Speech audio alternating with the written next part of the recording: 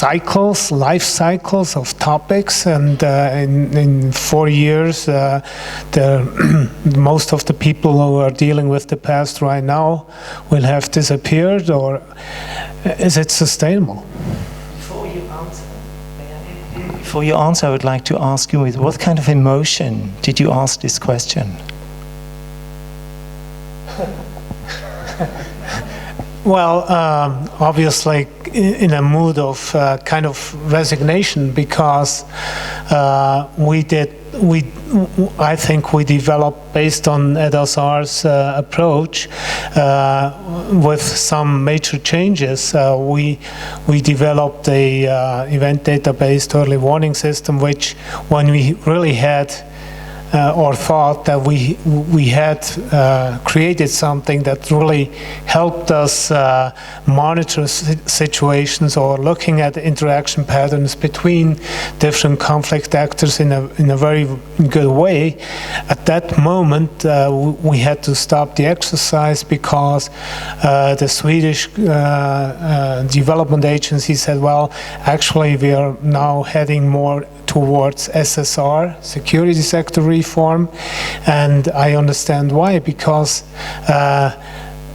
in the prevention business, it's always hard to prove that you actually had an impact, and after several years, I mean, it's kind of easy to explain that you successfully reintegrated 5,000 ex-combatants into regular armed forces structures, but proving the counterfactual that if you wouldn't have taken action, there would have been a war between Moldova and Transnistria.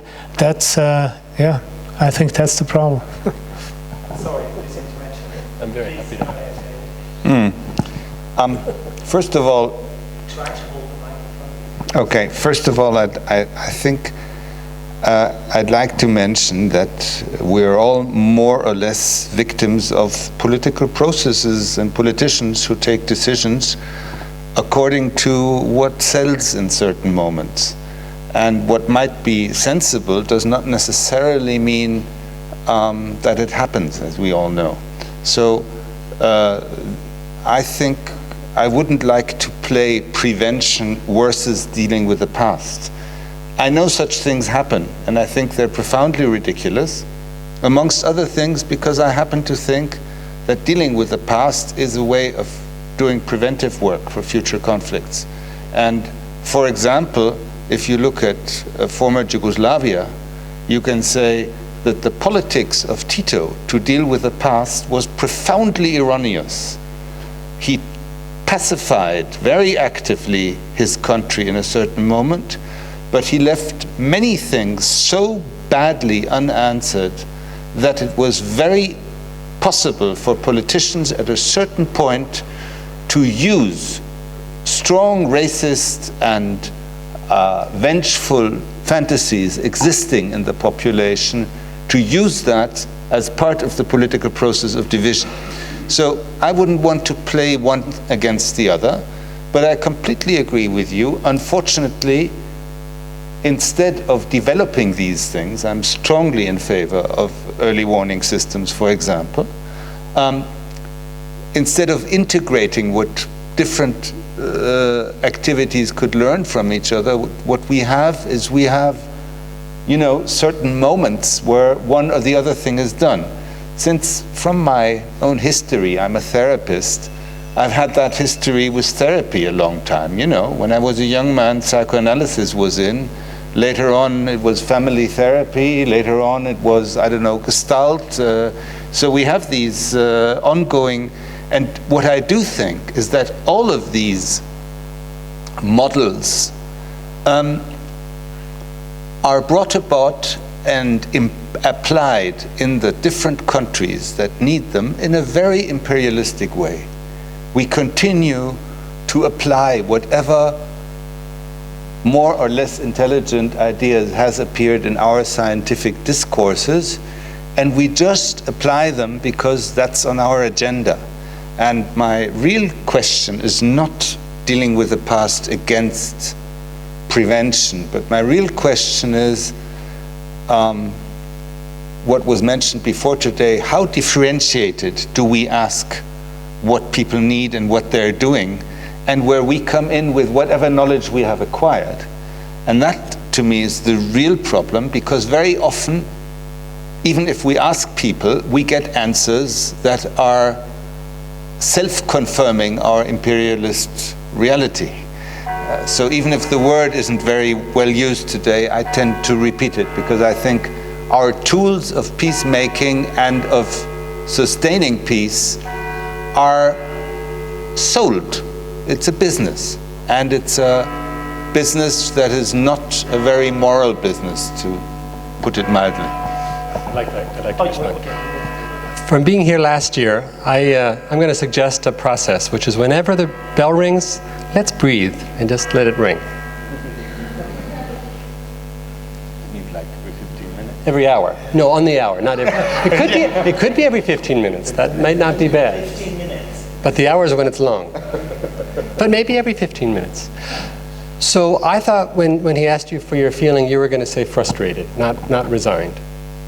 And I would prefer it to be frustrated, because that means you're going to do something about it. And it seems to me part of what we need to do about it is, this is where we become analysts again. And we need to teach policymakers, and we need to teach foundations, and we need to teach governments that bifurcating our field and saying now the fad is to deal with the past is not okay, it won't work. That we understand it much more holistically, and we need to educate them about that. I happen to be very glad that more and more people are talking about identity-based conflict. Right? When Ed Azar talked about it, it was very rare. Right now, everyone's talking about it. Now, I wouldn't say the way they're talking about it is necessarily deeply informed. And same thing, David, that, Van McVolkan was one of the first to talk about trauma in a psychoanalytical way. Now, many are, that's great. But let's not let them put us into boxes, but rather, when the funders say to us, we want to deal with the past, then we need to say yes, and if we're going to deal with the past effectively, we have to somehow get people talking about how that impacts their present and how they design a new future. So we have to educate our funders, we have to educate our policymakers, and not be passive in their selling to us what we know we shouldn't be buying, even though we're dependent on them. So it's a big challenge. Does it happen you are frustrated in your work? 2 minutes. I'm constantly frustrated, and I think Heinz's point about the counterfactuals is one of the most difficult. All people know about us is when we fail. And we may run around and say we've succeeded. And one of the reasons I'm very happy to talk about Cincinnati with you tomorrow is it's been 10 years since our process. And 10 years later, enough people are saying we've succeeded. But it took 10 years. And in the middle of it, and immediately afterwards, I and others thought it was a big failure. So what is it that makes the possibility of change? And what is it that gives us the strength to keep going despite our own sense of failure and other people's projection of their disappointments on us? I'd like to add a minor but very important argument to that, and this is the lack of patience. We are not patient. If we would look at our own history, be it Switzerland or the United States or whatever country, and if, especially we in Switzerland, if we breathe and during when the bell rings, and if we think how long it took us to become a rather democratic state where even the women have the right to vote, then we would be we would certainly go to Afghanistan and ask them that 1/3 of their parliament must be women. I mean, what we're expecting from the others is simply too much. It's processes that took us 200 years, we want to see them in place within 2 years, because this is the process cycle of the major donors. Would like, yes. least on the more bloody. My name is Herman.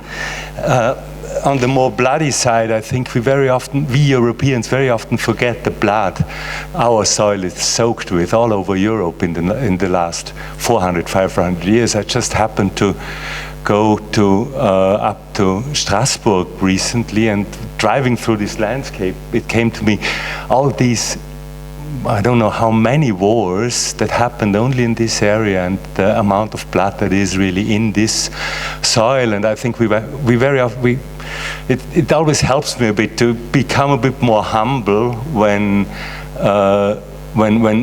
thinking, why do they not come to terms with each other? That you start thinking it probably just takes a lot of time, and we very often forget that we had the time here. I think that, and just what you said as well, there are a number of corpses lying around in Europe as well until we have reached the point which we have reached now. I think that's something we always have to think of as well. Rather comment than a question, sorry. Thank you, Herman. Yes, well, comments are always welcome as well, of course. Somebody else would like to comment?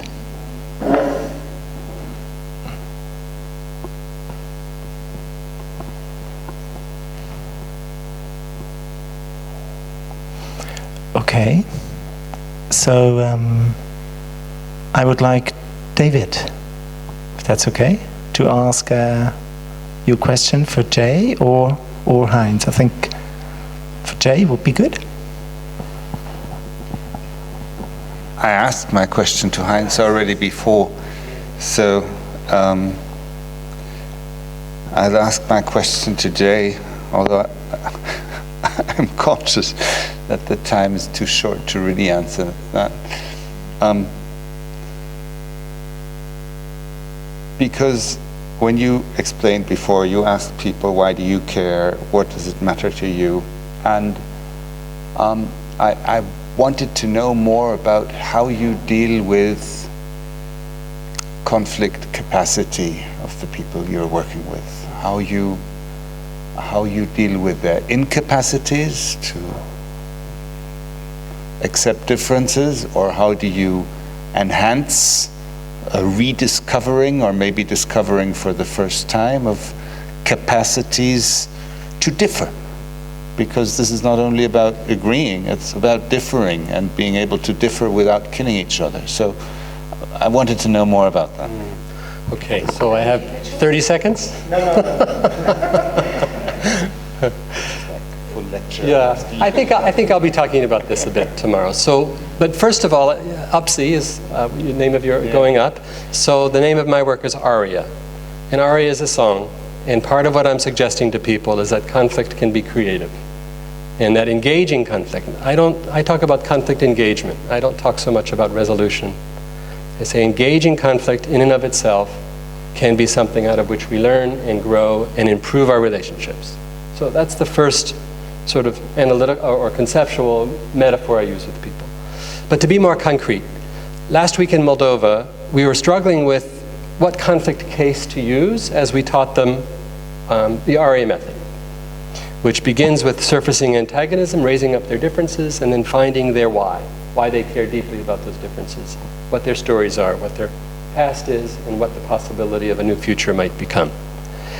And we struggled because we weren't sure of the capacity to deal with the national conflict. We also had a sense there would be some security people there, so it might not be safe for them. We were also in an assessment phase because we're going back in a month, so this was a discovery phase too. So eventually what happened is an amazing case study came out of the dialogue. And the case study was a person talking about his mother-in-law, his parents-in-law, who had been married for 15 years and married badly. And then they got divorced and they moved to separate cities. And then in the 15 years of being divorced, they missed each other.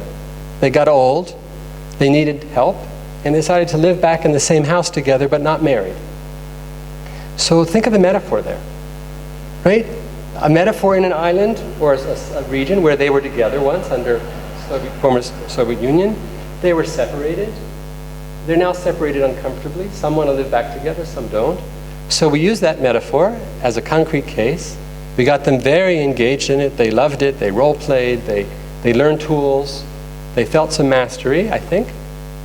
And next time we said, when we come back, we hope we're going to deal with group conflict, and we'd like you all to think about which group conflicts you want to work with. So individual to group to system is really the way we work.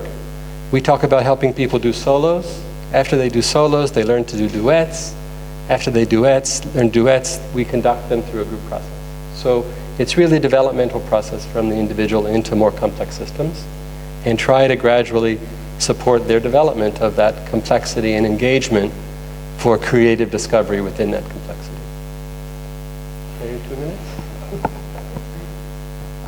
You satisfied, David? Absolutely. Excellent.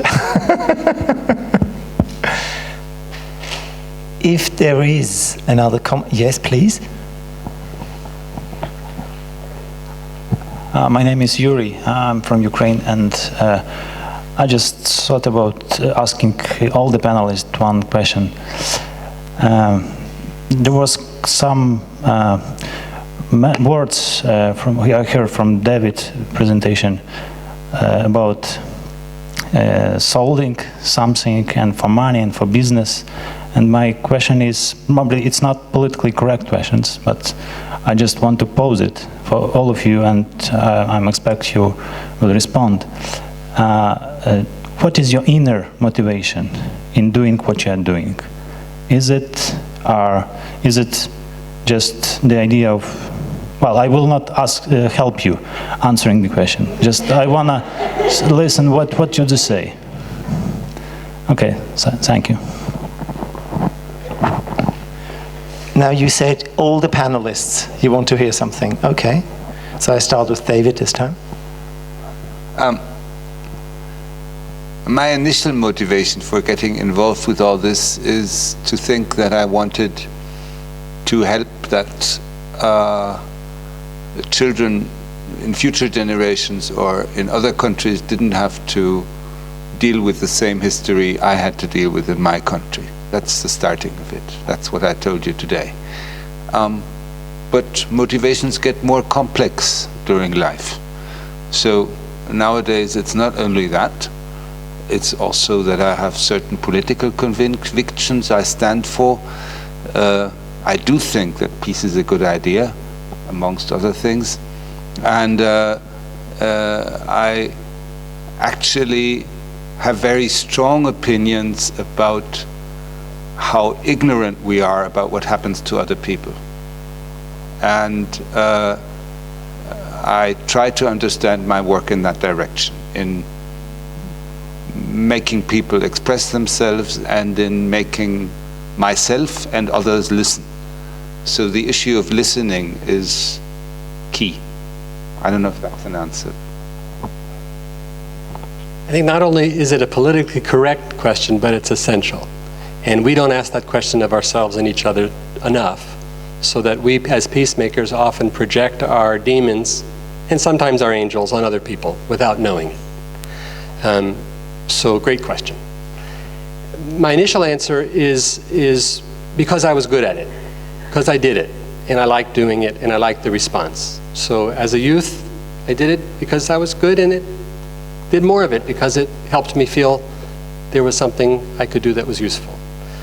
As I grew and got more involved in questions of my own identity, I saw all sorts of conflicts within my identity.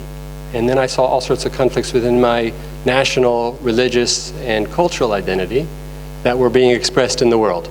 So it made me ask many questions that then sent me to graduate school and sent me to asking about these questions.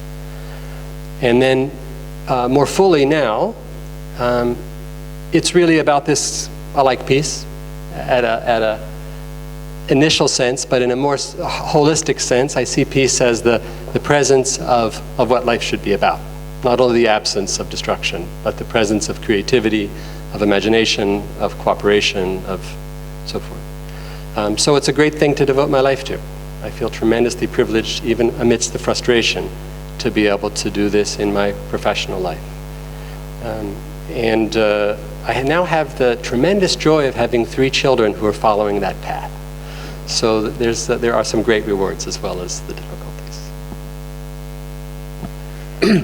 Well, my initial motive was neither a moral or ethical motive. It was purely scientific. Creating an early warning system. I've mentioned that ASAR in the 1960s, and when I joined Swisspeace in 1998 and was asked whether I wanted to create such an early warning system, I said yes, I would have loved to do that 20 years ago, but at the time the computers were simply not capable to do this. And for me it was a real an academic, intellectual challenge to create something like that. Now, if I'm saying that now that I'm involved in Guinea, trying to link early warning and early response there, and having so many friends in Guinea, obviously there are other arguments why I'm doing this. But that the very first motive was simply academic. Is this okay for you? Okay. Okay. You can digest them.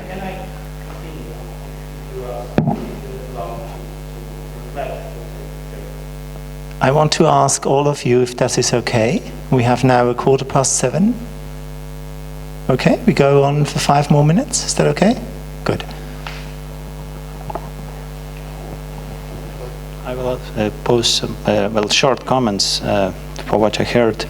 I got some experience being in one NGOs in Washington, D.C. It is called Fund for Peace. Maybe you know it, maybe you don't. And I met with their methodology of evaluation of pre-conflict, conflict, and post-conflict situation. Well, actually, it was risk assessment model. But what I've seen from inside when I was at these NGOs, I can tell you now, my personal perception was the people were cynical because they were selling, they will develop a model and they were selling it to different international and organization and governments to use this model as something as assessment tool.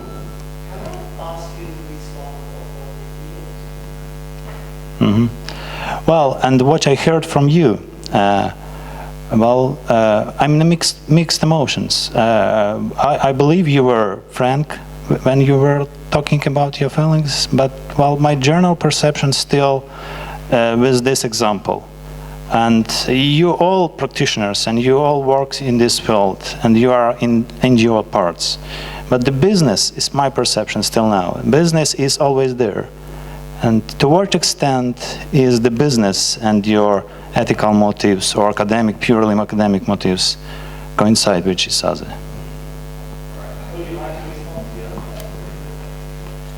Thank you. Okay, I would suggest that we make one more and then we close it, okay? So I was first a musician, and as a musician, I decided not to be a professional because I was afraid I was going to blaspheme music. So now I'm a professional and I'm peacemaking, and I make a living, and people pay me to seek peace and pursue it. And sometimes I fear that what I want to be doing isn't what they want me to be doing, but somehow I've had the luck to be able to say yes and no as I choose. The big cost is I'm still not part of any big institution. I have my own shop. It's right now me. I have associates, but I don't have any staff anymore. I'm at a university institute, but they say to me, you're here as long as you raise the money for it. And I may not, so I won't be there. So I think ultimately I have been my own master, but my impact and influence, I think, has been reduced because of that. Right? So the extent to which I've kept my own purity and clarity, I haven't joined, I haven't been part of, haven't made whatever necessary compromises one needs to make to be part of an institution. And therefore, cost is my impact may have been reduced as well. So it's a very ambiguous situation, and we have to make choices along the line of purity to pragmatism, and hopefully not ultimately compromising or selling our soul.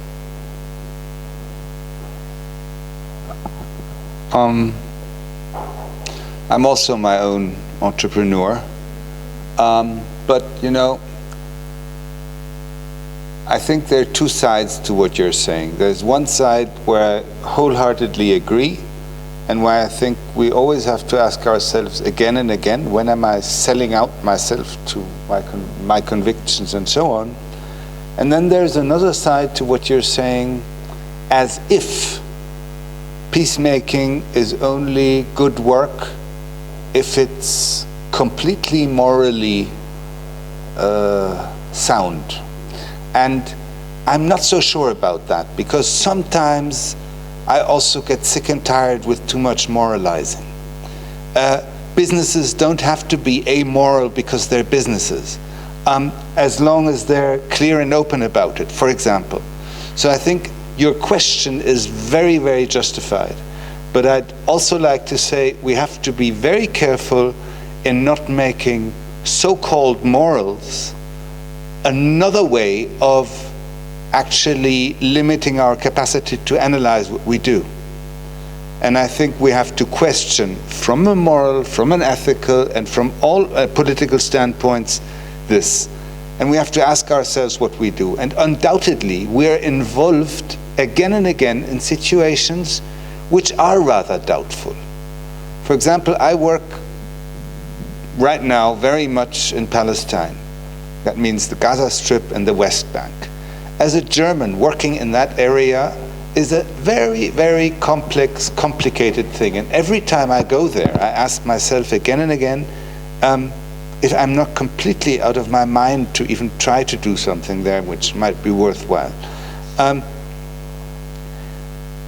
the only thing I can offer as an answer is to say I try to have enough contacts with others, also with those that employ me, to discuss these issues again and again. But I don't think there's a clear-cut, clean, nice answer to them.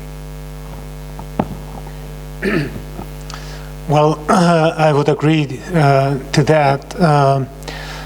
After I worked for the Swiss military department, I was a journalist too, writing for a Swiss newspaper. I was a foreign editor. And I felt there, identifying too much with the victims of what has happened in the Balkans that would have killed me.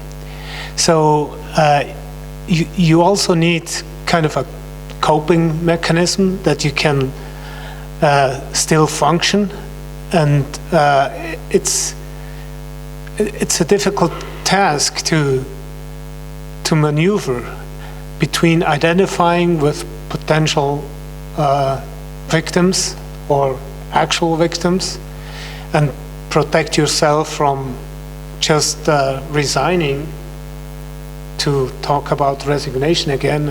By the way, frustration was better, yes.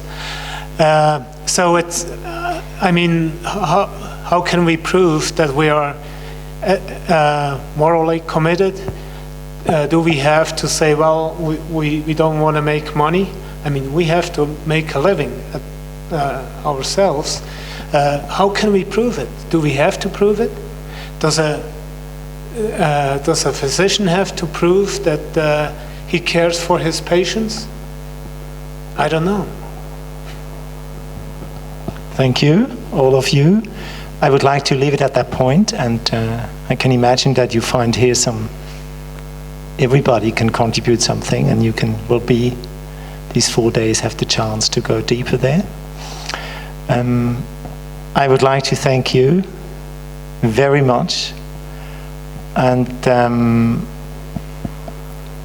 yes, I would say we connected And I really enjoyed it. Thank you very much. And I would like to sit for 1 minute before we separate and to think about all the victims and perpetrators of violent conflicts.